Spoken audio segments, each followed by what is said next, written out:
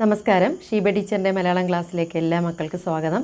നമ്മൾ ഇന്നു മുതൽ BA BSc ക്ലാസ്സിൻ്റെ ഫസ്റ്റ് സെമസ്റ്ററിൻ്റെ പാഠപുസ്തകമായ കാവ്യ കൗമുദിയിലേക്ക് കടക്കുകയാണ്.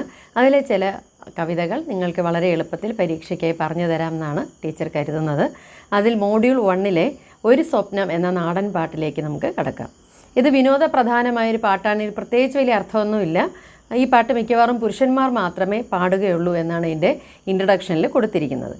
ഇന്നലെ ഒരു സ്വപ്നം കണ്ടു. അപ്പോൾ പഴയ പദങ്ങൾ, അതായത് പണ്ടത്തെ കാലത്തെ പാട്ടുകളാണല്ലോ നാടൻ പാട്ടുകൾ.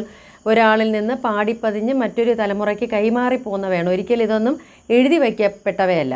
അപ്പോൾ ആരുടെയൊക്കെയോ മനസ്സിൽ, അല്ലെങ്കിൽ വലിയ വിദ്യാഭ്യാസമൊന്നും ഇല്ലെന്ന് നമ്മൾ കരുതുന്ന പഴം തലമുറയിലും വിനോദ രസികത ഉള്ളവരുണ്ടായിരുന്നു. അപ്പോൾ അവരുടെ അധ്വാന സമയത്ത് ആ ഒരു അധ്വാനത്തിൻ്റെ മടുപ്പ് മാറ്റാൻ വേണ്ടി ധാരാളം പാട്ടുകൾ അവർ പാടിയിരുന്നു. കൃഷിപ്പാട്ടുകൾ, അതുപോലെ കൊയ്ത്ത് പാട്ടുകളൊക്കെ അതിന് ഉദാഹരണങ്ങളാണ്. മാത്രമല്ല വള്ളം ഊന്നുമ്പോൾ ഉള്ള പാട്ടുകൾ, ഇതൊക്കെ അതിന് ഉദാഹരണങ്ങളാണ്.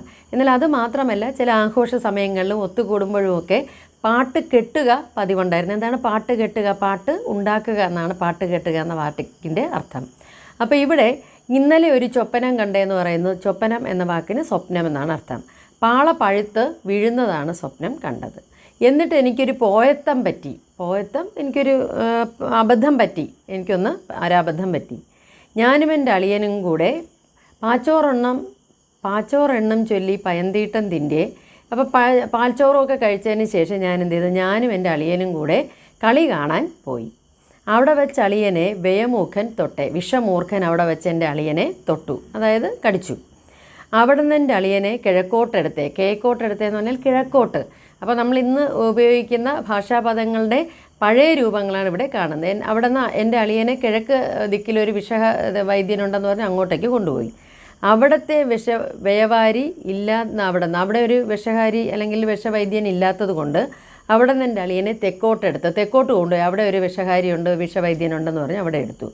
അവിടെയും ആരുണ്ടായിരുന്നില്ല? വിഷഹാരിയായ വൈദ്യൻ ഉണ്ടായിരുന്നില്ല. അവിടെ നിന്ന് എൻ്റെ അളിയനെ എങ്ങോട്ടെടുത്തു? കുഴിക്കോട്ടെടുത്തു, അല്ലേ? കുഴിയിലോട്ടാണ് പിന്നീട് എടുത്തത്. തെക്ക് വടക്കായി കുഴി അങ്ങ് വെട്ടി. തെക്ക് വടക്കാണല്ലോ കുഴി വെട്ടുന്നതിൻ്റെ സ്ഥാനം. അതാണ് ഡെഡ് ബോഡി അല്ലെങ്കിൽ ശവശരീരം വയ്ക്കുന്നതിൻ്റെ സ്ഥാനം. അവിടെ നിന്ന് എൻ്റെ അളിയനെ കുഴിയിലും വെച്ച്. എൻ്റെ അളിയൻ എന്ത് ചെയ്തു? ഞങ്ങൾ രണ്ടുപേരും കൂടെ കളി കാണാൻ പോയവരാണ്. അവിടെ വെച്ചൊരു വിഷമൂർഖൻ തീണ്ടിയതാണ് പ്രശ്നമായത്. എന്തായാലും അവിടെ വെച്ച് എൻ്റെ അളിയനെ എന്ത് ചെയ്തു? കുഴിയിൽ വച്ചു. അപ്പോൾ ഇത് ഒരു വിനോദപ്രധാനമായ പാട്ടാണ്. ഇതിന് പ്രത്യേകിച്ച് വലിയ അർത്ഥങ്ങളൊന്നും തന്നെ ഇല്ല. എന്നാലും രസകരമായി പ്രതിപാദിക്കപ്പെടുന്ന ഒരു പാട്ടായതുകൊണ്ട് നമുക്കിതിൻ്റെ ആശയം മാത്രം ഒന്ന് എഴുതിയാൽ മതി.